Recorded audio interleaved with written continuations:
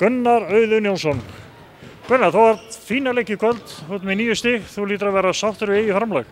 Já, mjög svo. Þetta svona mesta sem ég spila í tímabilinu núna. Þetta að koma úr meiðslum og það bara mjög gott að vera komin.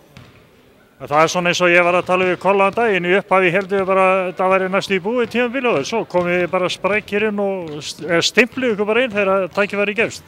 Já, það þýðir ekkert annað. Spilaðist leikurinn í kvöld svona svipað eins og þú áttir von á?